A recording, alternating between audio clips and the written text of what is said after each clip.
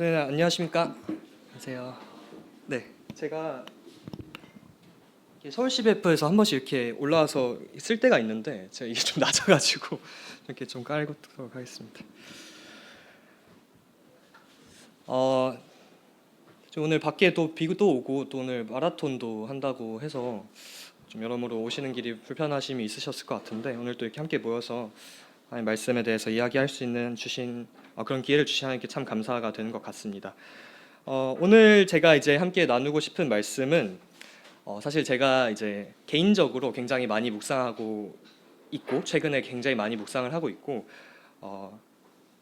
그래서 참 제 자신에게 아멘이 되는 그런 말씀입니다. 그래서 제가 이 말씀을 이렇게 성도님들과 함께 나누면서 좀 이렇게 침착하게 할 수 있을지 사실 잘 모르겠는데 제가 이것들을 담대히 함께 나누면서 제가 하나님께 받았던 그 감사함과 확신과 또 그 기쁨을 성도님들과 함께 누리고 싶습니다. 오늘 저희가 함께 좀 살펴본 말씀은 사무엘하 7장 말씀입니다. 사무엘하 7장 말씀을 전반적으로 다 함께 좀 살펴보면서 하나님 말씀을 나누도록 하겠습니다. 오늘 말씀의 주제를 제가 한번 잡아봤는데요. 제목으로 드릴 수 있는 복을 받다. 드릴 수 있는 복을 받다로 오늘 말씀의 이제 주제를 정해 보았습니다. 오늘 이제 사무엘하 7장 말씀을 쭉 함께 읽으시면서 처음부터 마지막까지 1절부터 29절까지 함께 살펴보시고 또 그 중간중간에 여러 가지 말씀들을 찾아보게 될 텐데요. 제가 함께 찾아보길 원한다고 말씀드리는 말씀을 찾고 다른 말씀들은 제가 조금 읽어드리도록 하겠습니다. 네, 사무엘하 7장입니다. 네, 그리고 마찬가지로 오늘 이제 주제는 드릴 수 있는 복을 받다이지만 또 동시에 제가 이제 세 가지 키워드를 잡아봤는데요. 그 키워드별로 저희가 함께 살펴보면서 말씀을 나누기 원합니다. 첫 번째 키워드는 하나님께서 주신다입니다. 사무엘하 7장의 배경은 이제 잘 아시다시피 다윗이 이스라엘 통일 왕국의 이제 왕이 됐고 이 앞선 사무엘하 6장에서는 다윗이 이제 드디어 하나님의 궤 언약궤를 다윗이 있는 이 예루살렘으로 가지고 오면서 이 정해둔 미리 준비해둔 회막 가운데 이 언약궤를 두면서 6장이 마무리가 되고요. 7장이 이렇게 시작이 됩니다. 여호와께서 주의 모든 원수를 무찌르사 왕으로 궁에 평안히 살게 하신 때에 하나님께서 이 다윗의 삶을 통하여서 수많은 은혜와 역사를 이루어 주시고 또 부어 주셨습니다. 그래서 다윗이 결국에는 이 통일 이스라엘 왕국의 왕이 되었고 심지어는 여호와께서 주의 모든 원수를 무찌르사 왕으로 궁에 평안히 살게 하신 때라고 이야기를 하고 있습니다. 이런 상황에서 다윗이 또 아시다시피 사무엘하 6장에서 다윗이 이 언약궤를 메어오면서 막 뛰어놀잖아요. 하나님 앞에서 너무 즐거운 것이죠.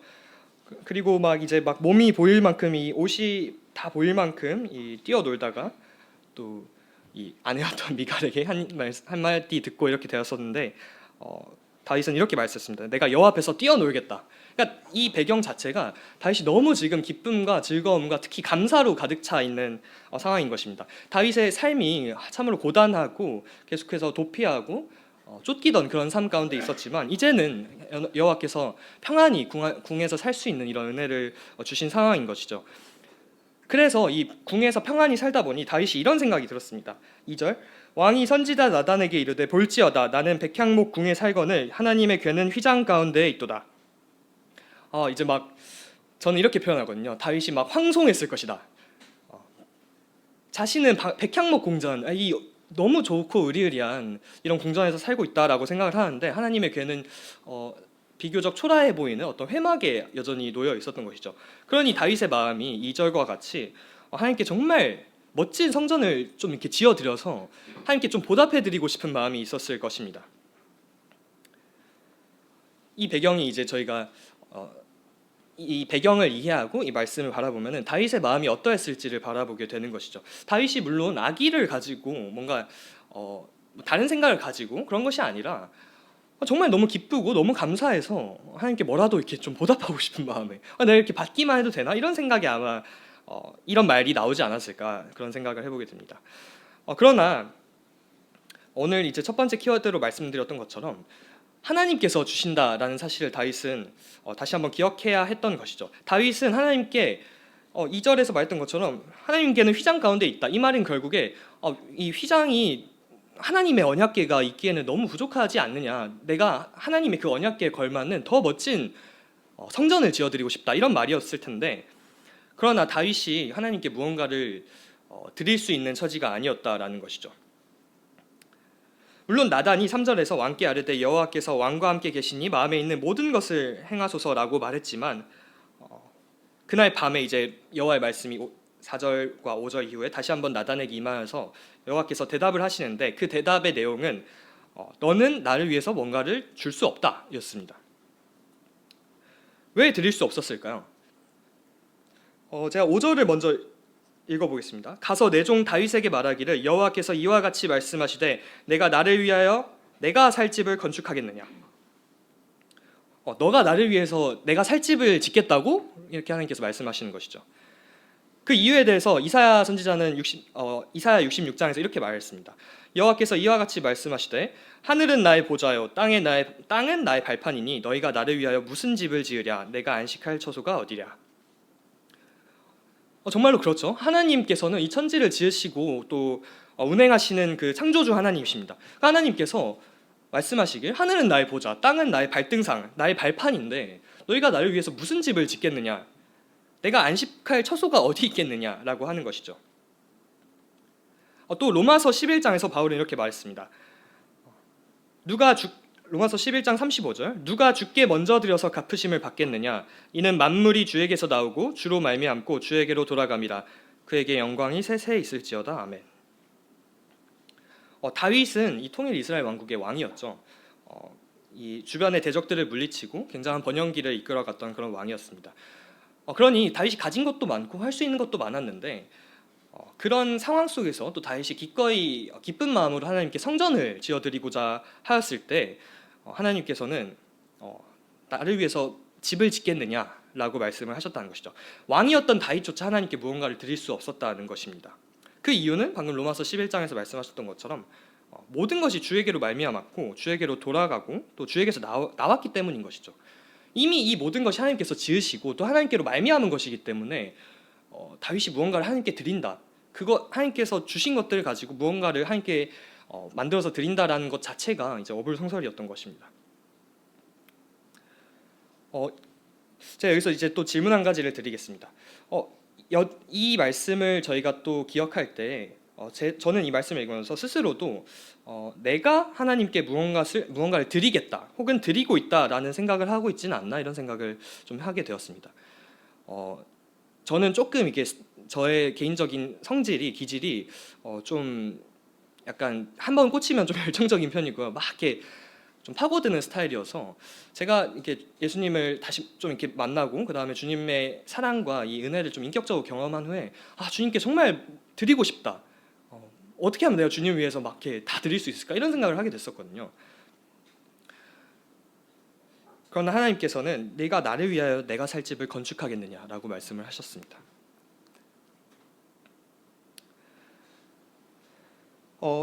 이 7절부터 제가 다시 한번 읽겠습니다. 6절부터 읽겠습니다. 내가 이스라엘 자손을 애굽에서 인도하여 내던 날부터 오늘까지 집에 살지 아니하고 장막과 성막 안에서 다녔나니 이스라엘 자손과 더불어 다니는 모든 곳에서 내가 내 백성 이스라엘을 먹이라고 명령한 이 이스라엘 어느 지파들 가운데 하나에게 내가 말하기를 너희가 어찌하여 나를 위하여 백향목 집을 건축하지 아니하였느냐고 말하였느냐. 그러니까 내가 언제 성전 지어, 이렇게 조금 더 쉽게 표현하자면 내가 언제 성전 지어달라고 한 적이 있느냐. 나는 그동안 항상 너희들도 알다시피 회막 안에서 다녔잖아. 나 그냥 이 휘장 가운데서, 이 장막과 성막 가운데서 다니지 않았느냐. 내가 언제 이스라엘 지파에게 이런 것 좀 해달라라고 말한 적이 있느냐. 하나님께서 그렇게 말씀하셨습니다. 그리고 8절부터 하나님께서 말씀하시죠. 그러므로 이제 내 종 다윗에게 이와 같이 말하라. 만군의 여호와께서 이와 같이 말씀하시기를 내가 너를 목장 곧 양을 따르는 데서 데려다가 내 백성 이스라엘의 주권자로 삼고 내가 가는 모든 곳에서 내가 너와 함께 있어 내 모든 원수를 내 앞에서 멸하였은즉 땅에서 위대한 자들의 이름같이 내 이름을 위대하게 만들어 주리라. 11절까지 읽겠습니다. 내가 또 내 백성 이스라엘을 위하여 한 곳을 정하여 그를 심고 그를 거주하게 하고 다시 옮기지 못하게 하며 악한 종류로 전과 같이 그들을 해하지 못하게 하여 전에 내가 사사에게 명령하여 내 백성 이스라엘을 다스리던 때와 같이 아니하게 하고 너를 모든 원수에게서 벗어나 편히 쉬게 하리라. 여호와가 또 내게 이르노니 여호와가 너를 위하여 집을 짓고. 이 8절부터 13절에서는 하나님께서 말씀을 하시는데 하나님께서 저는 이 말씀을 읽으면서 유달리 강조하신다라는 생각이 들었는데요. 어떤 것을 강조하시냐면 내가 할 거다라고 하나님께서는 말씀하고 계신 것이죠. 8절에서도 내가 너를 목장 곧 양을 따르는 데서 데려다가 주관자를 삼았다. 9절에서도 내가 너와 함께 있었다. 그리고 10절 내가 또 내 백성 이스라엘 위하여 한 곳을 정할 거고 11절 전에 내가 사사에게 명령하여 내 백성 이스라엘 다스리던 때와 같이 아니하게 하고 또 이어서 여호와가 또 내게 이르노니 여호와가 너를 위하여 집을 짓고 심지어 마지막에 11절 마지막 부분에서는 하나님께서 정말 이 누가 봐도 강조하시는 듯한 여호와가 또 내게 이르노니 여호와가 너를 위하여 집을 짓고라고 말씀하고 계신 것이죠. 하나님께서는 너가 아니라 내가 줄겠다. 너가 아니라 여호와 나 여호와 하나님이 너에게 줄 거야. 네가 나를 위해서 살 집을 짓겠느냐? 내가 살 집을 짓겠느냐? 아니 내가 너를 위하여 집을 짓고 여호와가 너를 위하여 집을 지을 것이다. 하나님께 무언가를 드리고 싶어서 하나님 제가 성전 지어드릴까요? 라고 하던 그 다윗에게 하나님께서는 너가 아니라 내가 너에게 집을 지어주겠다라고 말씀하고 계신 것입니다. 사도행전 17장에서는 이렇게 말씀하고 계십니다. 사도행전 17장 24절과 25절에서 바울이 이렇게 말하는데요. 우주와 그 가운데 있는 만물을 지으신 하나님께서는 천지의 주제시니 손으로 지은 전에 계시지 아니하시고 또 무엇이 부족한 것처럼 사람의 손으로 섬김을 받으시는 것이 아니니 이는 만민에게 생명과 호흡과 만물을 친히 주시는 이심이라. 왜냐하면 하나님께서는 친히 주시는 분이시기 때문인 거죠. 다윗은 하나님께 무언가를 드리려고 했으나 하나님 반대로 내가 너에게 주겠다라고 말씀을 하고 계십니다. 만민에게 생명과 호흡과 만물을 친히 주시는 하나님. 그렇죠? 하나님을 생각하면 하나님께서 정말 이런 것들을 주십니다. 그런데 이때 제가 이 사도행전 17장 말씀을 또 함께 묵상하면서 함께 드는 질문 중에 하나는 왜인 것이죠. 왜 하나님은 여기 17장 사도행전 17장 25절에서는 또 이렇게 말씀하시지 않습니까? 친히 주신다. 왜 하나님은 친히 주실까? 정말 저는 이 친히라는 단어에 계속 꽂히게 되는데 천지를 지으신 그 창조주 하나님께서 왜 친히 사람에게 뭔가를 주실까? 심지어 여기선 생명을 주신다, 호흡을 주신다, 만물을 주신다 라고 말씀하고 계신 거죠. 왜 하나님께서는 친히 주실까요? 우리에게 무언가를 자꾸 주시려고 하시는 것일까요? 그 이유를 저희가 한번 찾아보도록 하겠습니다. 신명기 5장 29절 말씀입니다.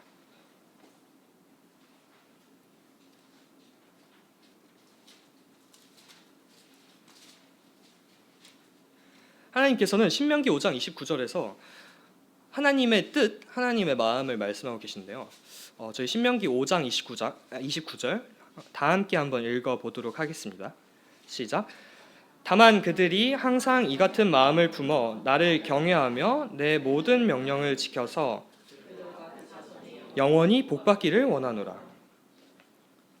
하나님은 원래 그런 분이시기 때문이신 것이죠. 하나님은 창조 때부터 우리에게 주시기 원하시는 하나님이셨습니다. 우리에게 복을 주시기 원하는 하나님이셨던 것이죠. 우리가 그래서 계속해서 이 동대문 교회 안에서 저희가 함께 이 말씀을 읽을 때 하나님께서 사람을 복 주시기에 창조하셨다. 하나님은 사람을 사랑하시기에 창조하셨다. 그 사랑의 관계에 대해서 저희가 함께 나누고 있는데요. 애초에 하나님은 사람이 하나님께 복을 받기를 원하시는 분이시며 하나님 그렇게 하기로 작정하셨고 그것을 위해서 사람을 창조하셨던 것입니다. 창세기 1장 28절을 보면은 하나님께서 하나님의 형상대로 이 사람을 지으신 후에 가장 먼저 하신 것이 심지어는 생육하고 번성하라 라고 말씀하시기 전에 더 먼저 하신 것이 그들에게 복을 주셨던 것이죠. 그들에게 복 주시며 이르시되 생육하고 번성하라 라고 말씀하셨던 것입니다. 여기서 하나님의 저희가 성품과 하나님의 마음을 볼 수가 있습니다. 모든 만민에게 만물과 생명과 호흡을 친히 주시는 하나님, 원래 그런 하나님이시라는 것이죠. 우리에게 좋은 것을 주기 원하시는, 복 주시기 원하시는, 우리가 영원히 하나님 앞에서 하나님을 경외함으로 하나님께 복 받기를 원하는 그런 하나님이시라는 것입니다. 하나님께서 이 이스라엘 자손과 이스라엘 백성, 그리고 오늘 본문 말씀인 사무엘하 7장에 나오는 다윗뿐만이 아니라 오늘을 살아가는 지금의 나에게도 하나님께서 복을 주기 원하신다는 그 사실을 성도님들 알고 계신가요? 그 사실을 저희가 알고 있는 것이 중요합니다. 제가 그 다음 이제 사무엘하 7장으로 다시 돌아와서 계속해서 말씀을 좀 더 읽어보도록 하겠습니다. 12절부터입니다. 내 수완이 차서 내 조상들과 함께 누울 때 내가 내 몸에서 날 내 씨를 내 뒤에 세워 그의 나라를 견고하게 하리라. 그는 내 이름을 위하여 집을 건축할 것이요 나는 그의 나라 왕위를 영원히 견고하게 하리라.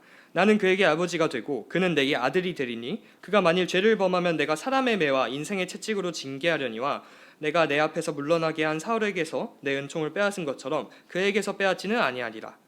내 집과 내 나라가 내 앞에서 영원히 보존되고 내 왕위가 영원히 견고하리라 하셨다 하라. 나단이 이 모든 말씀들과 이 모든 계시대로 다윗에게 말하니라. 하나님께서 다윗에게 백향목 궁전에 살던 다윗이 너무 기쁨고 그리고 황송한 나머지 하나님께 성전을 지어드리겠다라고 했던 그 다윗에게 하나님께서 말씀하시기를 내가 너를 위해서 집을 지을 것이며 내 몸에서 날 씨를 네 뒤에 세워서 너의 나라를 견고하게 할 것이고 그는 내 이름을 위하여 집을 건축하실 것이고 그의 나라 왕위를 영원히 견고하게 할 것이고 또 하나님께서 16절 내 집과 내 나라가 내 앞에서 영원히 보존되고 내 왕위가 영원히 견고하게 되리라. 하나님께서 오히려 다윗에게 쏟아부어 주시겠다라는 말씀을 하고 계신 것입니다. 그리고 18절부터 이제 다윗이 묵상하고 다시 하나님께 드리는 기도가 이어지는데요. 18절 저희 다 함께 읽도록 하겠습니다. 시작. 다윗 왕이 여호와 앞에 들어가 앉아서 이르되 주 여호와여 나는 누구이오며 내 집은 무엇이기에 나를 여기까지 이르게 하셨나이까. 18절 초반부에 이렇게 나오죠. 다윗 왕이 여호와 앞에 들어가 앉아서 이르되. 이 여호와 앞에 들어가 앉았다는 표현을 제가 보면서 다윗이 어떻게 했을까 이런 생각을 해보게 됩니다. 좀 더 이제 이후 시대에 히스기야 시대, 히스기야는 성전에 올라가서 하나님 앞에 이 편지를 펴놓고 막 이렇게 기도하던 그런 모습들이 있었는데요. 이때 당시에는 이제 뭐 성전이 없었으니까 다윗이 어떻게 하나님 앞에 그러면 들어갔을까, 어디에서 이렇게 했을까, 물론 그런 것들은 성경에 나오지 않지만 분명한 건 이 다윗이 하나님 앞에서 하나님을 묵상하며 여호와 임재 가운데 거하며 이 이야기들을 하기 시작했다는 것입니다. 다윗이 자기의 마음이 너무 좋고 기쁜 나머지 하나님께 성전을 지어드리겠다라고 막 말씀드렸으나 하나님께서 오히려 주시겠다는 말씀을 하시고 그 후에 다윗이 다시 한번 곰곰이 자기의 방 안에서 그랬을까요? 자기의 방 안에서 조용히 하나님을 묵상하다 보니 이런 생각이 들었던 것입니다. 주 여호와여 나는 누구입니까? 내 집은 무엇입니까? 제가 뭔데 저를 여기까지 이르게 하셨습니까? 저는 요즘에 이제 성도들과 함께 교제하면서 또 여러 가지 이제 주님의 일들을 해나가면서 계속해서 좀 드는 생각 중에 하나는 이 시간이 정말 귀하고 이 시간이 정말 정말 중요하다라는 생각인 것 같습니다.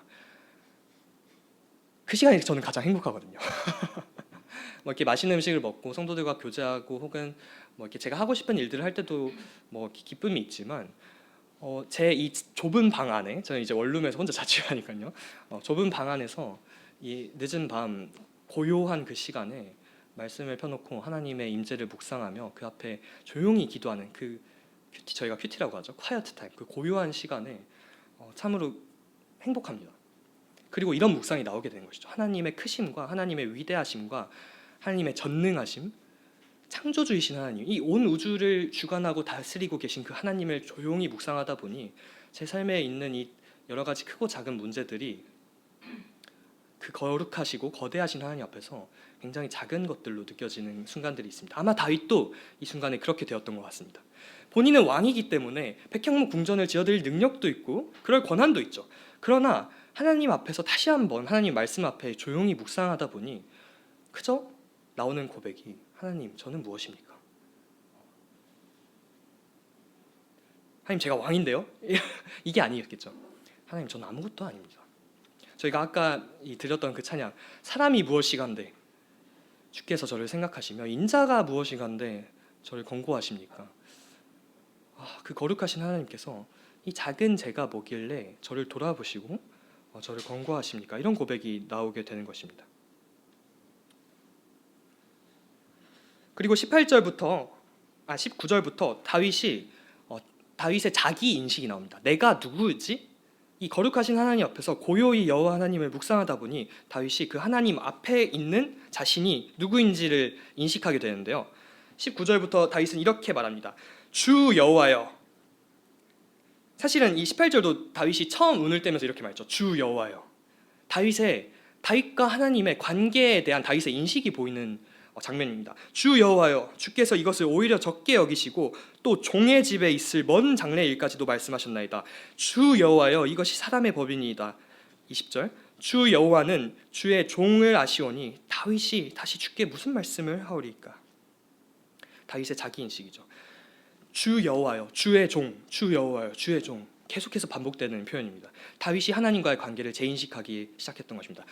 본인이 통일 이스라엘 왕국의 백향목 궁전에 사는 주권자이고 왕임에도 불구하고 이 거룩하시고 거대하시고 위대하시고 아름다우신 그 하나님 앞에서 조용히 생각해 보니 하나님이 주인이시고 하나님이 여호와시고 나는 그분의 종일 뿐이구나 라고 재인식하게 되었던 것이죠.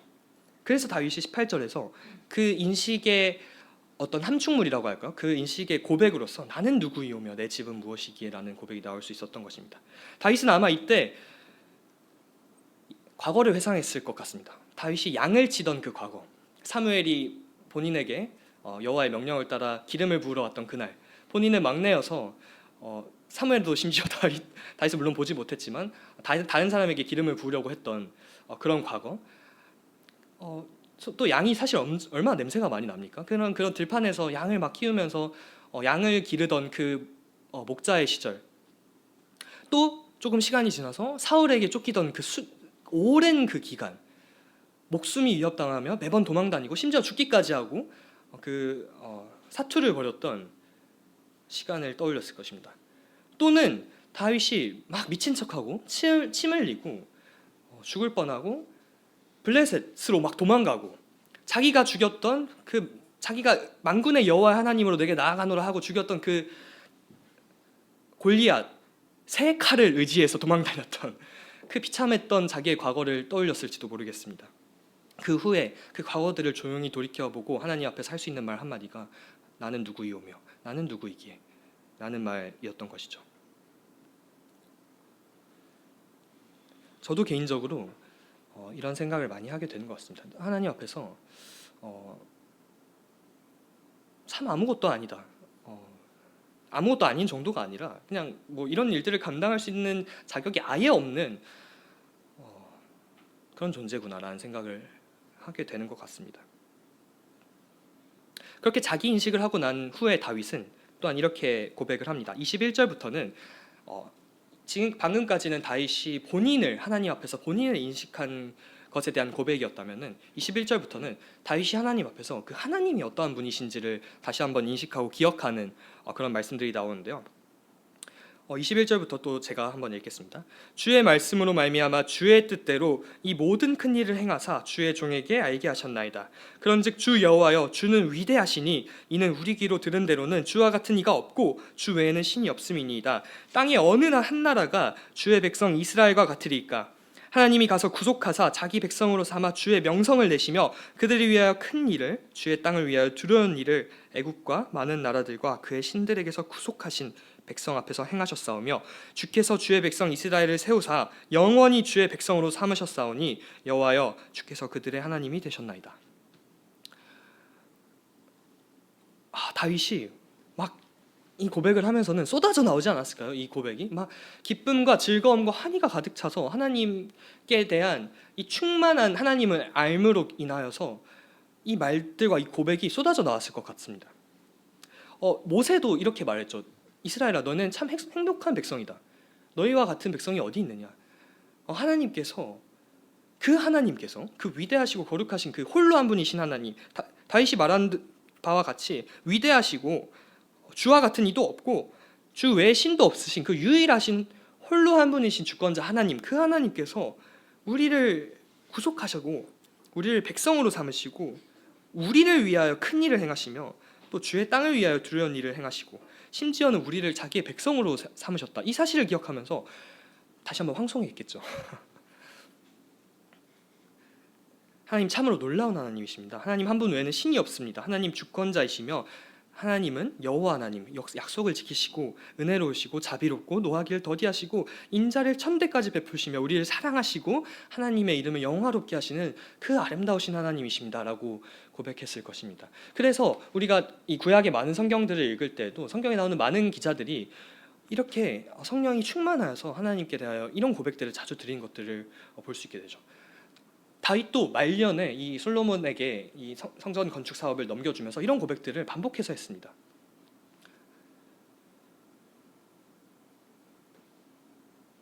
그런 하나님께서, 그 위대하신 하나님께서 주의 종 다윗에게 주시겠다고 말씀하셨던 것이죠. 그것을 기억할 때 우리가 다시 한번 살펴볼 부분은 하나님께서는 무엇을 주시는가입니다. 그래서 두 번째 키워드는 하나님께서 주시는 복입니다. 민수기 18장을 저희가 한번 찾아보도록 하겠습니다. 민수기 18장 6절 말씀입니다.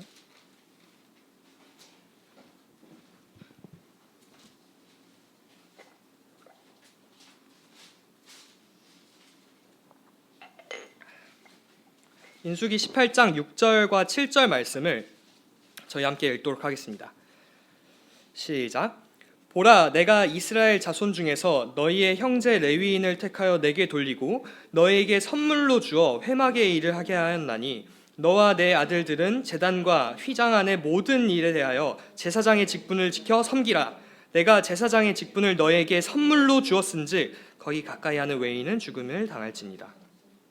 하나님은 놀랍게도 하나님께 아무것도 드릴 수 없는 우리가, 아까 사도행전 17장에서 바울이 말했듯 하나님께서 무엇이 부족하셔서 사람이 지은 전에 계시지도 않고 우리에게 무슨 섬김을 받으시는 분도 아닙니다. 우리가 하나님께 무엇을 드릴 수 있겠습니까? 그런 우리가 하나님께 무언가를 드릴 수 있는 특권을 주신다는 것이죠. 하나님께서 한 1조의 헌금을 받으면 기뻐하실까요? 혹은 이 한국에도 어마어마하게 큰 대형 교회들이 있습니다.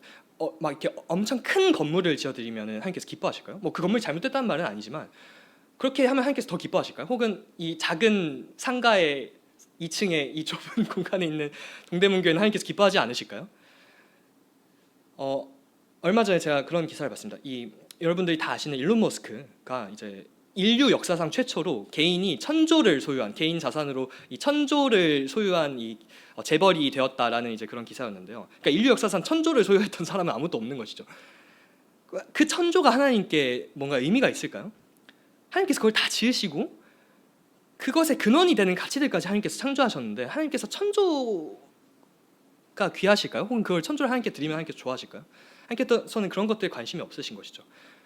다시 말해서 우리의 뭔가 1000조를 하나님께 드린다, 엄청난 성전을 지어드린다, 혹은 우리가 뭔가를 이렇게 해드린다라는 것으로는 하나님께 뭔가를 드릴 수가 원래 없는 존재인 것입니다. 그렇지 않습니까? 저희가 하나님을 묵상하고 나니, 다윗이 묵상했던 것처럼 그 크신 하나님을 묵상하고 나니 우리가 하나님께 무엇을 드리겠는가? 사람이 무엇이간데 감히 하나님께서 우리에게 뭔가를 주시고 그리고 우리가 뭔가를 하나님께 드릴 수 있겠는가? 이런 고백을 하게 되는 것인데, 민수기 18장 6절 7절을 보니 하나님께서 주신다는 말씀을 여기서도 반복을 하고 있죠. 근데 하나님께서 뭘 주시는지를 저희가 살펴보니 7절에서 모든 일에 대하여 제사장의 직분을 지켜 섬기라. 내가 제사장의 직분을 너에게 선물로 주겠다. 이렇게 말씀하신다는 것이죠.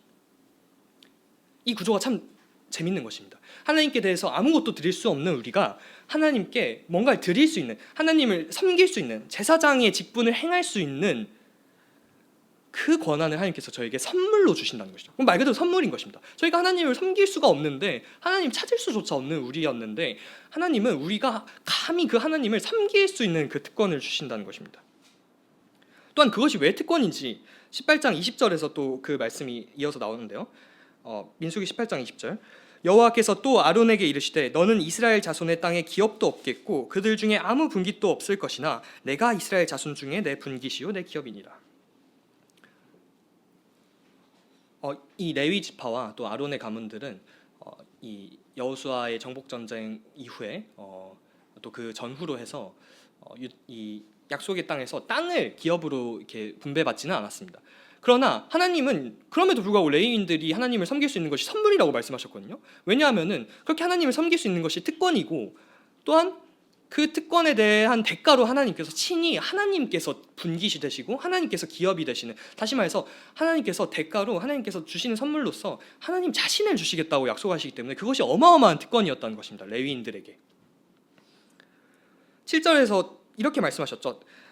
제사장의 직분을 지켜 섬기라. 내가 제사장의 직분을 너에게 선물로 주겠다. 그리고 오늘을 살아가는 우리도 주님 안에서 동일한 약속을 받았습니다. 우리는 모두 왕같은 제사장으로서 부름받았기 때문이죠. 다시 이 사무엘하 7장으로 넘어오도록 하겠습니다. 이 인식을 가지고 하나님께서 하신 말씀과, 다윗아 너가 나를 위해서 성전을 짓겠느냐? 너가 나를 위해서 집을 짓겠느냐? 아니, 내가 너를 위해서 집을 지어줄 거고 내가 너를 위해서 이것들을 주겠다라고 한 이 말씀들을 아까 그 인식을 붙잡고 다시 읽어보면은 이것이 어마어마한 특권과 영광스러운 복을 하나님께서 주셨다는 것을 저희가 알 수 있는 것입니다. 13절을 보면 그는 내 이름을 위하여 집을 건축할 것이요 나는 그의 나라 왕위를 영원히 견고하게 하리라. 또 16절 내 집과 내 나라가 내 앞에서 영원히 보존되고 내 왕위가 영원히 견고하리라 하셨다. 소위 말해서 이 사무엘하 7장에 나오는 하나님께서 다윗에게 이 주신 약속을 다윗 언약이라고 많이 부르는데, 이 다윗 언약의 핵심 중의 핵심은 물론 이 가운데 하나님께서 주권자로 삼으신 것도 복으로 주셨고 또 이름을 위대하게 만들어 주겠다 하셨고 또 이스라엘 백성들에게 평안을 주겠다, 이스라엘 백성들 한 곳에 내가 심겠다, 사사들에게 했던 것처럼 이렇게 혼란스러운 것이 아니라 내가 평안을 주겠다, 이렇게 하신 것이 복인데, 그 가운데 가장 핵심되고 가장 좋고 가장 귀한 복은 뭐였냐면요, 13절에 나온 것처럼 그는 내 이름을 위하여 집을 건축할 것이고 나는 그의 나라 왕위를 영원히 견고하게 하리라. 다시 말해서 다윗의 가문을 통해서 메시아가 오시는 예수 그리스도께서 탄생하시며 또한 그분께서 다윗의 자손으로 불리게 되는 그 영광스러운 특권을 하나님께서 주시는 것이죠. 다윗의 가문이 하나님께 그렇게 쓰임받는 특권을 하나님께서 주신 것입니다. 마태복음 1장 1절에선 아브라함과 다윗의 자손 예수의 그 계보라고 말씀하고 계신 것이죠. 다윗의 자손 예수요. 이 다윗의 자손이라고 신약 시대에서 예수 그리스도를 부르는 것입니다.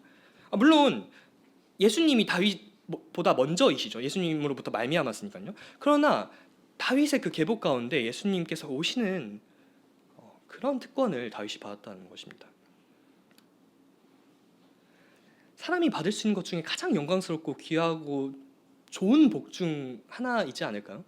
그러니까 저희가 그러니까 오늘은 계속해서 가치에 대해서 이야기할 것인데, 저희가 10억을 받는 것과 나의 가문을 통해서 나의 후손 가운데 인류를 구원할 예수 그리스도 메시아가 난다라는 것 중에 무엇을 선택할까 생각을 하면은 10억을 선택하실까요? 10억을 선택하실지도 모르겠습니다. 그렇기보다 저희는 그 가치를 아는 자들이기 때문에 그 일이 얼마나 놀라운 일인지를 알게 되는 것이죠. 하나님께서 너의 집과 너의 왕위가 영원히 견고하게 보존될 것이다. 내가 너의 가문과 함께하며 너의 가문을 통해서 메시아가 나게 할 것이고 또한 그분께서 다시 오실 때 다윗의 왕자에 앉으심으로 그의 나라가 영원히 견고하게 되는 그 일을 이루시겠다. 솔직히 말해서 말도 안 되는 일을 하시겠다는 언약을 주신 것입니다. 다윗은 하나님께서 말씀하신 대로 하나님께서 사실 다윗에게 이걸 말씀하셨죠.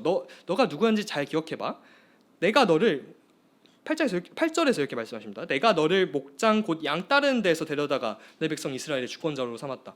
너 목장에서 양치던 양치기였는데 내가 너를 불러다 이스라엘 왕으로 세웠고 그뿐만 아니라 이제는 내가 너의 가문을 통하여서 이 놀라운 일을 행하겠다 라고 말씀하셨던 것이죠. 이 말을 듣고 나서 다윗은 조금 이제 넘어가서 이후에 다시 살펴보겠지만 28절에서 다윗이 이렇게 말합니다. 주께서 이 좋은 것을 주의 종에게 말씀하셨사오니. 다윗은 하나님이 주시는 진짜 복, 정말 이 좋은 것이 뭔지 깨달았던 것이죠. 이 좋은 것, 하나님께서 이 좋은 것을 저에게 말씀하셨으니 다윗의 가치관이 변화된 거고 다윗의 패러다임이 변화되며 시각이 또한 변화된 것입니다.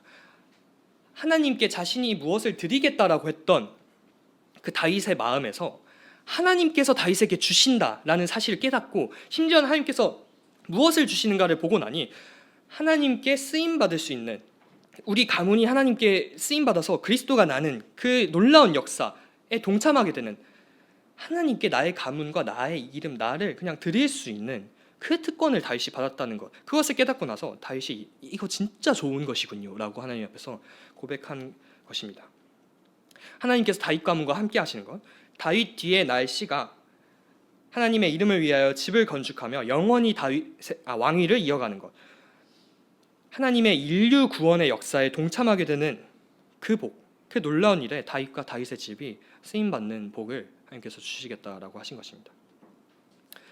하나님께서 주시는 복 중에 가장 좋은 복은 아무것도 하나님께 드릴 수 없는 우리가 하나님께 무엇을 드릴 수 있게 되는 특권을 얻는 것입니다. 다시 말해서 하나님께 쓰임받을 수 있는 특권을 얻는 것이죠.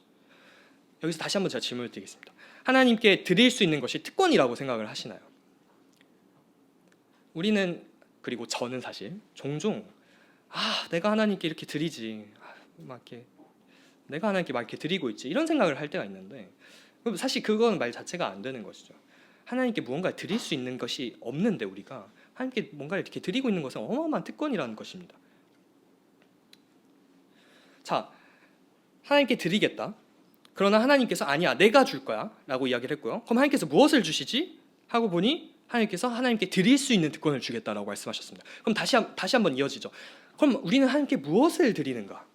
하나님께 무엇을 우리가 드릴 수 있는가? 아까 우리가 말하기를 하나님께 우리가 뭐 천조를 드리겠는가, 백향목 궁전을 지어드릴까, 하늘은 하나님의 보좌고 땅은 하나님의 발판인데 우리가 하나님께 무엇을 드리겠는가, 이런 생각을 계속해서 나눴었는데 여전히 하나님께 우리가 무언가 드릴 수 있다라고 이야기를 하고 있는 것이죠. 그럼 우리가 하나님께 드리는 것은 무엇인가? 백향목 궁전은 아닙니다. 성전도 하나님께 뭔가 우리가 이렇게 드리는 것이 아니죠. 그것이 핵심은 아닙니다. 하나님께 무엇을 드린 분이 또 계십니다. 바로 예수 그리스도시죠. 예수 그리스도께서는 하나님께 무언가를 드리셨습니다. 성경에 보면은 계속해서 예수께서 무언가를 드렸다라고 말씀하고 계시죠. 우리의 본이신 예수 그리스도께서 그럼 감히 그 하나님께, 물론 예수 그리스도께서 감히라는 말은 좀 이상하지만 우리의 본이신 예수 그리스도께서 하나님께 무언가를 드렸는데 그 놀라운 일을 행하셨는데 무엇을 드리셨는가를 이제 좀 찾아보고자 합니다. 지금부터는 4개의 말씀을 이제 연속해서 찾아볼 거라 조금 정신이 없으실 수 있지만 잘 한번 따라와 주시면 감사하겠습니다. 첫 번째로 저희가 예수 그리스도께서 하나님께 무엇을 드리셨는가를 보기 위해 에베소서 5장 2절 말씀을 찾아보도록 하겠습니다.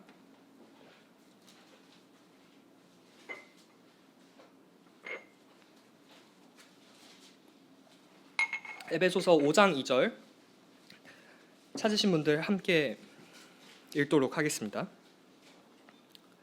5장 2절 시작. 그리스도께서 너희를 사랑하신 것 같이 너희도 사랑 가운데서 행하라. 그는 우리를 위하여 자신을 버리사 향기로운 제물과 희생 제물로 하나님께 드리셨느니라. 저도 이제 사실은 교회 안에서 자라왔고 너무나도 많이 말씀을 듣고 또 배웠기 때문에 이 말씀에 대해서 알고 있었는데요. 한 작년쯤인가요? 제가 이 말씀에 대해서 잘 몰랐던 부분을 이제 새롭게 알게 됐던 것은, 하나님께 예수 그리스도께서 하나님께 본인을 드리셨다는 사실은 제가 뭐 익히 들어 배워 알고 있었습니다만, 그럼 무엇을 드리셨는가 그 의미에 관해서 우리가 보통 하나님께서 희생제물, 예수 그리스도께서 희생제물로 대속제물로서 이 땅에서 죽으셨다라는 것을 알고 있지만, 또 에베소서 5장 2절에서는 희생제물뿐만 아니라 그 앞에서 향기로운 제물로서 하나님께 드리셨다라고 말을 하고 있습니다. 그러니까 다시 말해서 예수님은 하나님께 여기서 자신을 버리사라고 말씀하고 계시죠. 자신을 버려서 자신을 하나님께 희생제물과 또 향기로운 제물, 왕께 드리는 예물로서 자신을 버리셨다라고 이야기를 하고 계신 것이죠. 또 하나 말씀 하나 찾아보도록 하겠습니다. 이번 히브리서 10장 말씀인데요. 히브리서 10장에서 좀 더 명확하게 예수 그리스도께서 하나님께 무엇을 드리셨는지가 나와 있습니다. 히브리서 10장 10절입니다.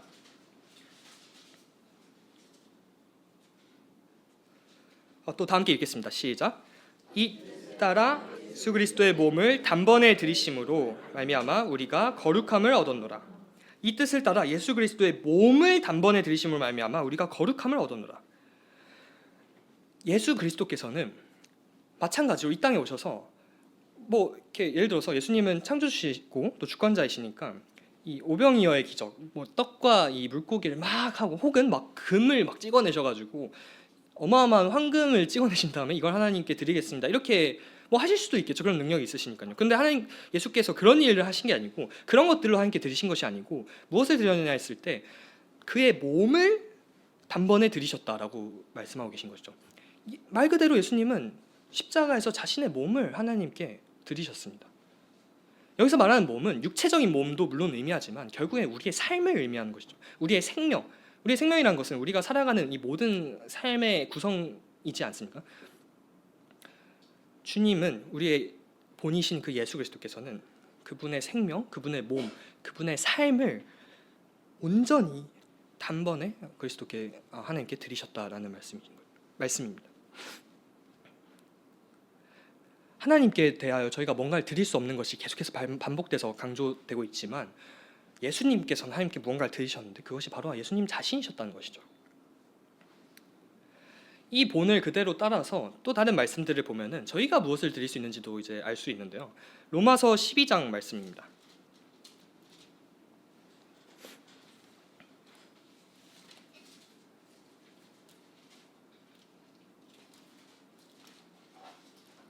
로마서 12장 1절 말씀입니다. 먼저 로마서 12장 1절에 앞서서 11장 이 후반부 33절부터 36절에서는 저희가 아까 제가 읽어드렸던 그 말씀이 나오는데요. 33절에서는 깊도다 하나님의 지혜와 지식의 풍성하며 그의 판단은 헤아리지 못할 것이며 그의 길은 찾지 못할 것이로다. 누가 주의 마음을 알았느냐? 누가 그의 모사가 되었느냐? 누가 주께 먼저 들여서 갚으심을 받겠느냐? 이는 만물이 주에게서 나오고 주로 말미암고 주에게로 돌아갑니다. 그에게 영광이 세세에 있을지어다. 아멘. 바울은 로마서를 기록하면서 이 복음에 대해서 말을 하다 보니 이런 결론에 아마 다다랐을 것입니다. 우리가 누가 먼저 그에게 들여서 갚으심을 받겠느냐? 주님이 먼저 우리에게 주셨다. 누가 주님의 마음을 감히 헤아릴 수나 있겠느냐? 만물이 주에게서 나오고 그로 말미암고 그에게로 돌아간다라고 바울이 고백을 했는데요. 그 다음 근데 바로 이어지는 말씀에서 12장 1절에서 이렇게 말씀하고 계십니다. 함께 읽겠습니다. 시작. 그러므로 형제들아 내가 하나님의 모든 자비하심으로 너희를 권하노니 너희 몸을 하나님이 기뻐하시는 거룩한 산제물로 드리라. 이는 너희가 드릴 영적 예배니라. 너희 몸을 하나님이 기뻐하시는 거룩한 산제물로 드리라. 너희 몸을 드리라 라고 말하고 계신 거죠. 그리스도께서 그러셨듯이 자기의 몸을 단번에 드리신 그 그리스도처럼 우리도 하나님께 그것을 드리라라고 말을 하고 계신 것입니다. 왜냐하면 우리가 하나님께 이것을 드릴 수 있기 때문인 것이죠. 그리고 또 이어서 계속 말씀을 일단 우선 읽어보겠습니다. 로마서 6장 또 말씀입니다. 로마서 6장 13절 말씀입니다.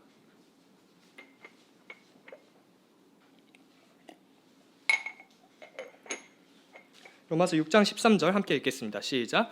또한 너희 지체를 불의의 무기로 죄에게 내어주지 말고 오직 너희 자신을 죽은 자 가운데서 다시 살아난 자 같이 하나님께 드리며 너희 지체를 의의 무기로 하나님께 드리라. 13절에서 이렇게 말하고 계십니다. 오직 너희 자신을 죽은 자 가운데서 다시 살아난 자 같이 하나님께 드리며 너희 지체를 의의 무기로 하나님께 드리라. 우리가 하나님께 대하여 무엇을 드리겠습니까? 이 역대상 말씀을 보면은 다윗이 솔로몬이 이 성전을 지을 수 있도록 건축 재료를 다 준비하고 난 후에 이제 말년에 드리는 기도에서 다윗은 이렇게 말합니다. 우리가 하나님께 무엇을 드리겠습니까? 다만 하나님께서 우리에게 주신 것을 우리가 우리의 손으로 하나님께 드릴 뿐입니다. 이렇게 말하고 있거든요. 근데 말씀에서 신약에서 로마서 말씀에서는 드리라고 말씀하고 계신 것입니다. 하나님께 드리라. 하나님께 드리라. 거룩한 산제물로 드리라. 여기서 이 두 번째 키워드 하나님께서 주시는 복, 우리가 하나님께 무엇을 드릴 수 있는가 했을 때 하나님은 우리가 하나님께 무언가를 드릴 수 있는 복을 준다고 제가 말씀을 드렸고, 그럼 무엇을 드리느냐 했을 때 하나님 우리를 받으신다라는 것입니다. 하나님께서 천조, 거대한 성전 이런 것은 관심이 없으신데 하나님이 나 자신은 받으신다는 것이죠. 하나님 그거는 관심 있으시다는 것입니다. 다시 말해서 하나님이 천조 일론 머스크가 가진 그 천조에는 관심이 없으신데 일론 머스크 그 사람은 관심이 있으신 것이죠. 하나님이 제가 드리는 뭘까요? 이렇게 물질들 이런 거는 관심이 없으시죠. 그러나 그 물질을 통해서 제가 하나님께 드리는 그 마음은 관심이 있으신 것입니다. 그 중심과 나 자신, 나의 모든 것을 이루는 나, 이 한 영혼, 이것을 하나님께서 받으신다는 것입니다. 하나님 백항목 궁전에는 관심도 없으시지만 우리의 사랑과 우리의 헌신, 우리의 예배, 우리의 기도, 우리의 찬양은 받으신다는 것이죠. 그렇게 할 수 있도록 하나님께서 그걸 드릴 수 있는 특권을 주신다는 것입니다. 하나님 우리의 삶의 예배는 받으십니다. 하나님은 나를 받으신다는 것이죠. 참으로 사랑의 하나님이 아니신가라고 고백할 수밖에 없는 것을 생각해 보게 됩니다. 다윗처럼 우리가 고요한 방에서 하나님의 위대하심을, 제가 어제 이 말씀을 묵상하면서 한번 해봤습니다. 다윗처럼 다시 한번 해봤거든요. 근데 그리고 이 말씀에 나온 대로 제가 해봤어요. 고요히 하나님께서 저에게 주신 약속들을 묵상하다가 하나님이 어떠한 분이신지 그 크신 하나님을 생각하고 그 다음에 다윗처럼 제 삶에 행하신 그 하나님의 놀라운 역사를 기억하면서 하나님이 누구신지 기억하고 나니 하나님께 제가 뭔가를 드린다는 것이 정말 이렇게 받아들여지지가 않지만 하나님께서는 나 자신을 받으시겠다라고 말씀을 하고 계신 것이죠. 그렇게 생각하고 나니 이것이 어마어마한 특권이라는 것을 알게 되었습니다. 제 안에 있던 그 특유의 냉소적인 하나님께 내가 뭔가를 드린다, 하나님께 내가 뭔가를 바친다, 하나님께서 뭐 이렇게 좋아하시겠지, 이 특유의 냉소적인 마음이 하나님 앞에서 산산조각나고 박살나는 것이죠.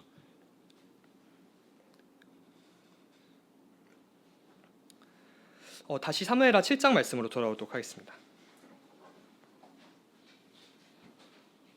세 번째 키워드는 드릴 수 있는 복을 쟁취하라입니다.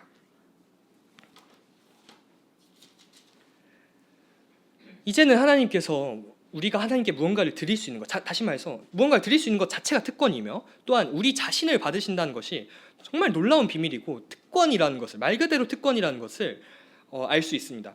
그걸 깨닫고 난 다윗도 거기에 대해서 반응했던 것이죠. 어떻게 반응했냐면요, 27절부터 29절 말씀을 제가 읽겠습니다. 만군의 여호와 이스라엘의 하나님이여 주의 종의 귀를 여시고 이르시기를 내가 너를 위하여 집을 세우리라 하셨으므로 주의 종이 이 기도로 주께 간구할 마음이 생겼나이다. 주 여호와여 오직 주는 하나님이시며 주의 말씀들이 참되시니이다. 주께서 이 좋은 것을 주의 종들에게 말씀하셨사오니. 다윗이 27절에서 이렇게 말하죠. 하나님이 제 귀를 여시고 말씀하셨죠. 내가 너를 위하여 집 세우리라. 하나님 그렇게 말씀하셨죠. 하나님 그러니까요, 제가 이제 그 말 듣고 보니 이 기도로 하나님께 간구할 마음이 생겼습니다. 어떻게 간구하냐? 주 여호와여 오직 주는 하나님이시며 주의 말씀들이 참되시니. 주의 말씀들이 참되시니는 또 다른 번역본에서는 하나님은 약속을 지키시는 분이시니, 또한 주께서 이 좋은 것을 주의 종에게 말씀하셨사오니. 주께서 이 좋은 것을 주의 종에게 약속하셨으니 제가 하나님의 그 약속, 하나님의 그 말씀, 하나님께서 주시겠다고 한 그 뜻을 듣고 보니 그것을 의지해서 이제는 하나님께 간구할 마음이 생겼습니다. 어떤 간구할 마음이었을까요? 29절 이제 청하건대 종의 집에 복을 주사 주 앞에 영원히 있게 하옵소서. 주 여호와께서 말씀하셨사오니 주의 종의 집이 영원히 복을 받게 하옵소서. 하나님 저 복 받게 해주십시오. 제게 그 복을 주십시오. 저 그 복 너무 갖고 싶습니다 라고 다윗이 방금 저처럼 좀 흥분하고 그런 상태로 말하지 않았을까요? 다윗이 하나님 앞에서 묵상을 하다 보니 내가 하나님께 드릴 수 있는 게 아무것도 없구나. 나같이 이 미천하고 작은 자를 하나님께서 주권자로 세우셨구나 라는 생각을 했는데, 근데 또 곰곰이 생각하다 보니 참 놀랍다. 하나님이 그런 나에게 주시겠다고? 심지어 뭘 내가 하나님께 뭔가를 드릴 수 있는 하나님의 이 구원의 역사에 나의 가문이 쓰임받는 이 특권을 주시겠다고? 라고 듣고 보니 다윗이 이렇게 말하죠. 이제는 제가 간구할 마음이 생겼습니다. 그 전까지 이 생각이 이르기 전에는 아마 이런 생각이었을 거예요. 나 하나님께 뭘 달라고 못하겠어. 나 너무 작은 자인데 하나님께 내가 무엇을 구할 수 있겠어. 이런 생각이 들죠. 사실 뭐 자연스러운 생각인 것 같습니다. 그러나 다윗이 하나님을 알물 바탕으로 하나님이 누구시고 하나님이 어떤 분이신지를 알고 나니 이제 담대히 구할 수 있게 된 것이죠. 우리가 이제 몇 주 전에 그 야베스의 기도를 또 주제로 해서 말씀을 들었습니다. 흔히 우리가 그런 말이 있죠. 기복주의 신앙이라고 해가지고 뭔가 이렇게 복을 구하는 그런 신앙이 뭔가 문제가 있다는 이제 말씀으로 그런 단어를 쓰는데, 거기서 말하는 기복주의 신앙은 맞는 말이죠. 그러니까 하나님께 뭐 이렇게 비나이다 해가지고 뭐 로또 당첨되고 이런 것들은 하나님 옆에서 뭐 이렇게 바람직한, 하나님께서 기뻐하시는 그런 관계는 아닙니다. 근데 또 한편으로는 우리는 하나님께 복을 구할 수 있습니다. 왜냐하면 하나님께서 주시겠다고 약속하셨거든요. 그래서 저는 개인적으로 성경을 읽으면서 하나님께서 뭔가 주시겠다고 약속하신 그 언약들과 복을 주시겠다 약속하신 그 약속들을 보면은 제가 막 형광펜을 치릅니다. 약간 성경 안에서 보물찾기 하는 기분이에요. 너무 기쁘고 너무 좋습니다. 왜냐하면은 제가 그 말씀들 근거에서 하나님께 구하거든요. 왜냐하면 하나님께서 그렇게 주시겠다 하셨으니까요. 말라기 4장 말씀에서 보면은 하나님께서 내가 너희에게 복을 쏟아 부어 주는지 막 더 이상 창고에 채울 수 없을 만큼 하나님께서 주시나 안 주시나 한번 시험해 봐라. 내가 안 줄까? 하나님께서 그렇게 말씀하고 계신 것입니다. 저는 그래서 기도할 때마다 그 기도를 힘입어서 하나님 주시겠다고 하셨죠. 저한테 그럼 그 복을 주십시오. 주십시오. 갈렙처럼 이 산지를 내게 주십시오. 야베스처럼 나의 지경을 넓혀 주십시오. 라고 구하는 것이죠. 물론 그 복이 하나님 저한테 그 복을 주십시오. 하나님 저 좀 한 1000조쯤 벌게 해주십시오. 그 기도는 아닙니다. 왜냐하면 그건 하나님의 관점, 하나님과 완전히 연합한 상태에서 들었을 때 그 정도는 그 복이 아니거든요. 진짜 복이 뭐냐 했을 때 하나님께 쓰임받는 거, 하나님께 뭔가 드릴 수 있는 거, 하나님과 그토록 긴밀한 관계 가운데 거하는 것이 진짜 복이기 때문에 이 다윗의 가치관이 휙 변하고 난 후에는 그걸 안 구할 수가 없는 것입니다. 밭에 감추인 보화인 거죠. 보화인 걸 알고 나니 막 뭘 해서라도 그 보화를 얻고 싶은 마음, 그러니까 하나님께 구하게 되는 그 다윗의 간구가 27절부터 29절까지 나옵니다. 심지어 그 간구도 하나님의 약속과 하나님의 말씀의 근거에서 드렸다는 것이죠. 이것은 하나님을 아는 것입니다. 우리는 하나님께 구할 수 있습니다. 하나님께서 그런 구하는 기도를 기뻐하신다고 저는 믿습니다. 다윗은 이렇게 말했습니다. 하나님 복을 주십시오. 영원히 주 앞에 있게 해주십시오. 제가 복받게 해주십시오. 제가 하나님께 제 자신을 드릴 특권을 주십시오. 하나님께 쓰임받고 싶습니다. 하나님을 섬길 제사장 직분을 민수기에서 말씀하셨듯이 저에게도 선물로서 주십시오. 이것은 패러다임의 변화인 것이죠. 굉장히 어떻게 보면 이상한 말처럼 들릴 수 있는 것입니다.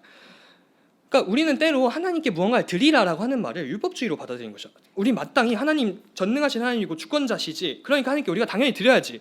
이것도 맞는 말이지만 사실은 하나님의 본심은 하나님께서 무언가 부족하셔서 우리한테 섬김 받으신 분이 아니잖아요. 근데 왜 자꾸 우리한테 드리라 하시느냐? 그것이 특권이고 우리가 누릴 수 있는 복이기 때문에 하나님께서 그렇게 주신다라는 것입니다. 섬기라고 하시는 것이죠.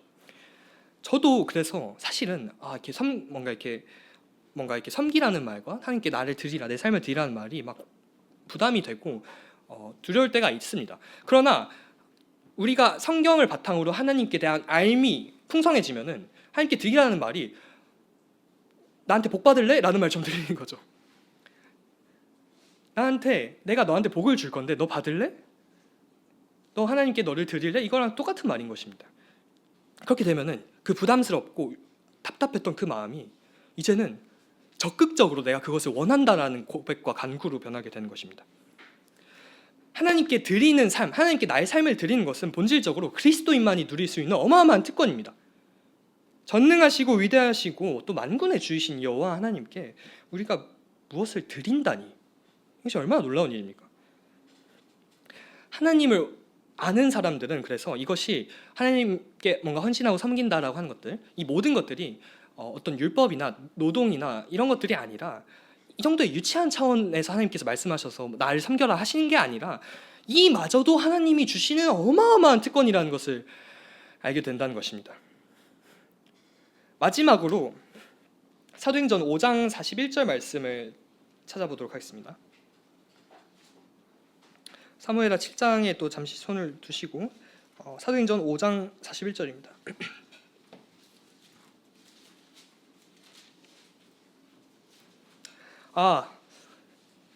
죄송합니다. 이 말씀은 너무 이렇게 기쁨이 가득한 말씀인 것 같습니다.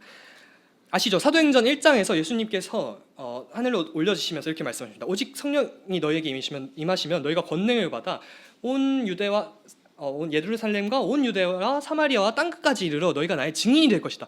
그 증인이 될 거야라는 그 포인트를 가지고 가슴 벅찬 그 시작을 가지고 초대교회가 시작됐습니다. 그래서 막 초대교회가 흘러가기 시작하고 제자들이 그리고 사도들이 막 더해지고 구원받는 사람이 늘어나고 사도들이 헌신하고 막 예수님이 구원자시다, 예수님께서 하나님이시다, 그분이 부활하셨다, 그 복음을 막 전하던 그 시점인 것이죠. 이 사도행전 5장은.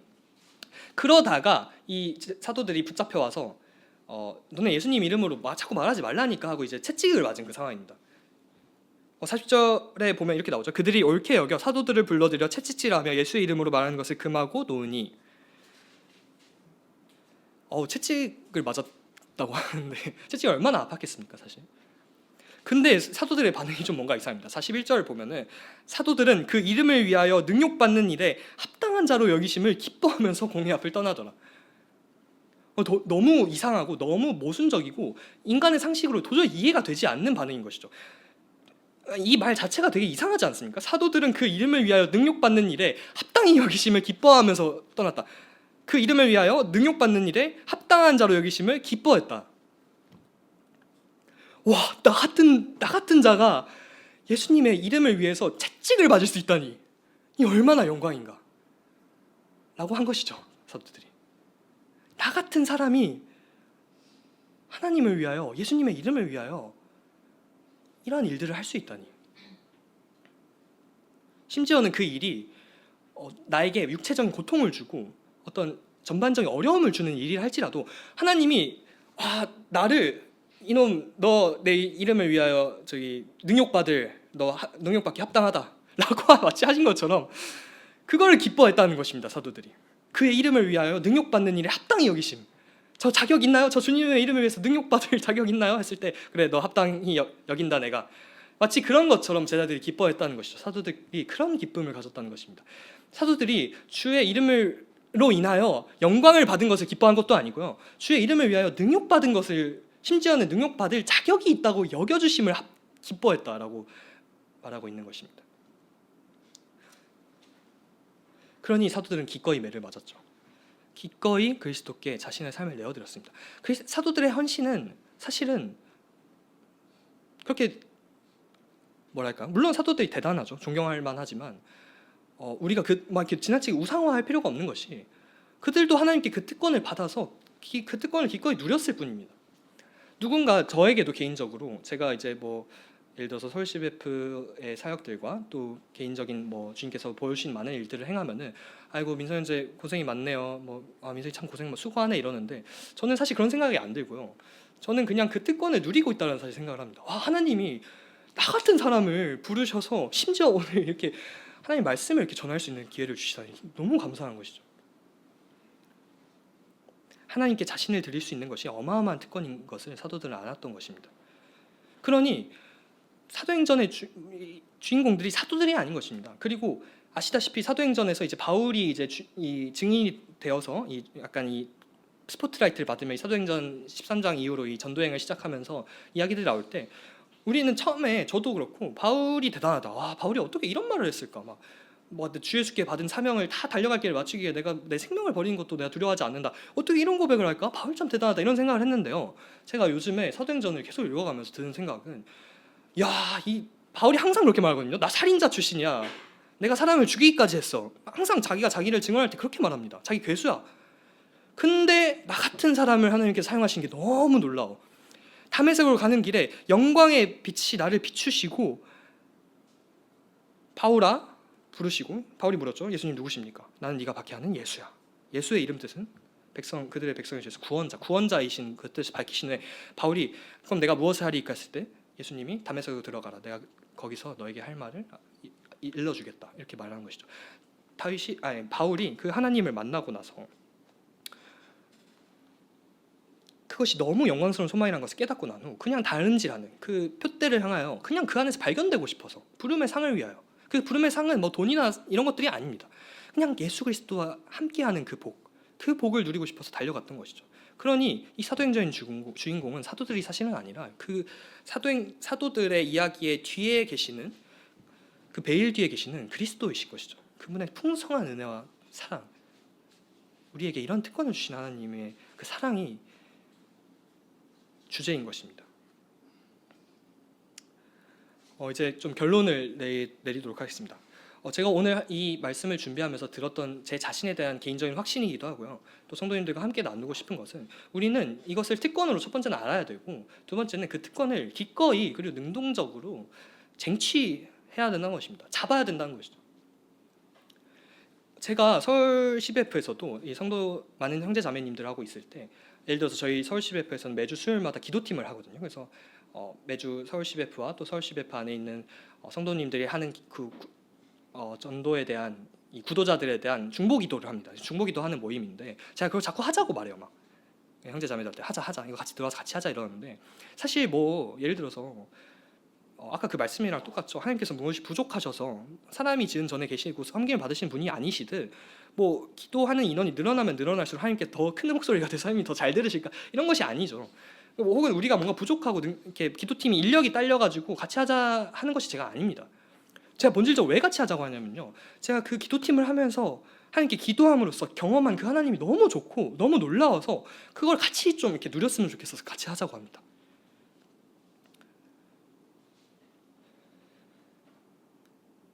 하나님께 나를 드리는 것이 왜 특권일까요? 우리가 이 특권을 잡아야 하는데, 왜 하나님께 나를 드리는 것이 특권인지를 알면은 우리가 사도들처럼 기꺼이 그 특권을 잡지 않겠습니까? 기꺼이 우리 자신을 하나님께 드리지 않겠습니까? 왜 그것이 특권일까요?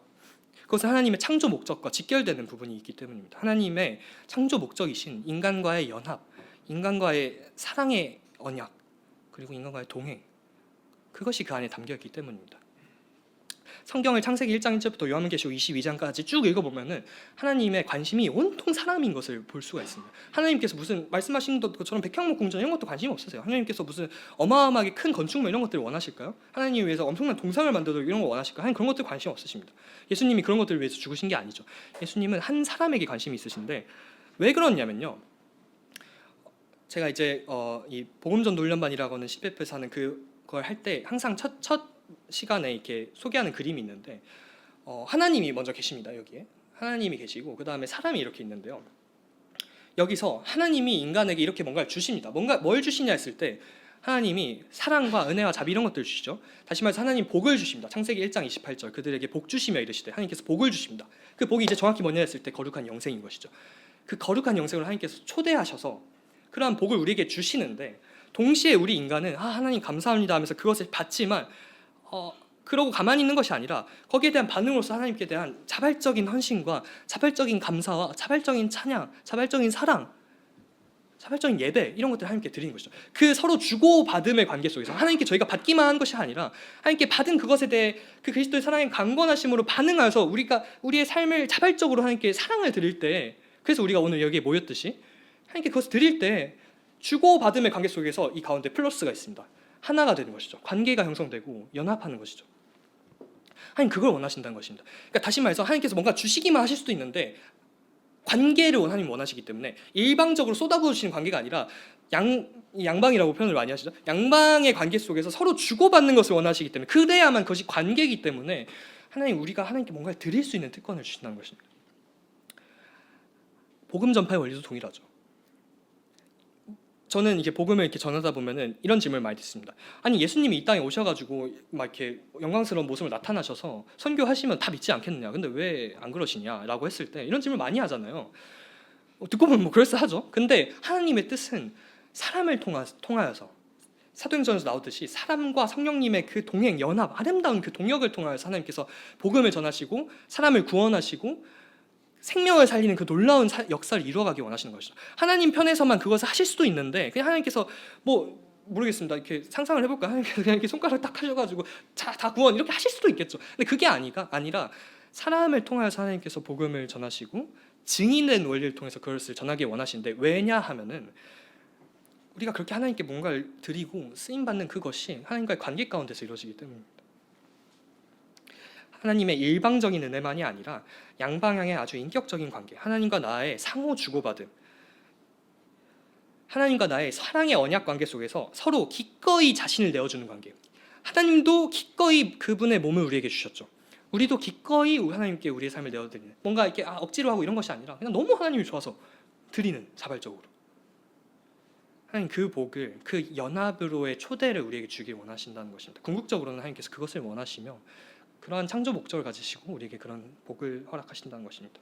따라서 이 완전한 사랑의 연합 관계 속에서 하나님께 무언가를 드릴 수 있는 이 특권을 취함으로써 나는 받으시는, 이 나의 삶은 받으신, 나의 삶의 예배를 받으시는 하나님께 나를 드리는 특권을 우리가 기꺼이 취하는 것입니다. 그래서 그 삶이 참으로 기쁘고 즐겁고 평안하고 행복이 있고, 불안과 두려움과 절망 속에서 이 전전긍긍하면서 하는 것이 아니라 승리하면서 안식을 누리면서 하나님과 동행하면서 사는 것이죠. 심지어 하나님께서 그 삶에 대한 상급까지 약속하셨으니 얼마나 복 위에 복입니까?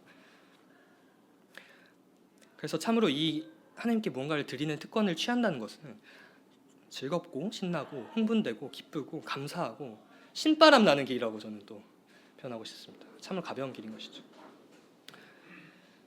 하나님께 기꺼이 나를 드리길 원합니다. 하나님께 무언가를 드리는 이 특권을 우리가 기꺼이 감사함으로 취하길 원합니다. 다윗과 같이 하나님 그렇게 살게 해주십시오라고 저희가 함께 하나님께 그렇게 구하길 원합니다. 하나님께서 그런 분이시니까요. 네, 제가 기도하고 마무리하도록 하겠습니다. 참으로 사랑이 많으시고 은혜로우신 하나님, 저에게 너무나도 많은 복과 은혜를 부어 주십니다. 하나님께서 우리를 구원하셔서 그 아들 예수 그리스도를 우리에게 주신 것뿐만 아니라 또한 이제 우리도 하나님께 우리 자신을 드릴 수 있는, 그래서 그 사랑의 언약 관계 가운데서 함께 동행하는 이 귀한 특권을 우리에게 주셨으니 참으로 하나님께 감사를 드립니다. 하나님, 이제는 우리가 이것이 정말로 어떤 의무라든지 무거운 짐이 아니라 하나님께서 주시는 진정한 복 중의 복인 것을 알게 하셔서 기꺼이 하나님께 우리 자신을 내어드리게 하시고 하나님과 동행함으로 하나님께서 주시고자 하시는 그 약속의 복을 우리가 누리게 하시기 원합니다. 이 모든 것들을 통해서 우리에게 이것들을 주시는 그 거룩하시고 위대하신 아버지 하나님께 영광이 돌려지길 원하오며 세세 무궁 영원히 주님께 영광이 있기를 원합니다. 이 모든 일을 허락하신 하나님께 참 감사를 드리며 존귀하신 우리 주 예수 그리스도 이름으로 기도드립니다. 아멘. 감사합니다.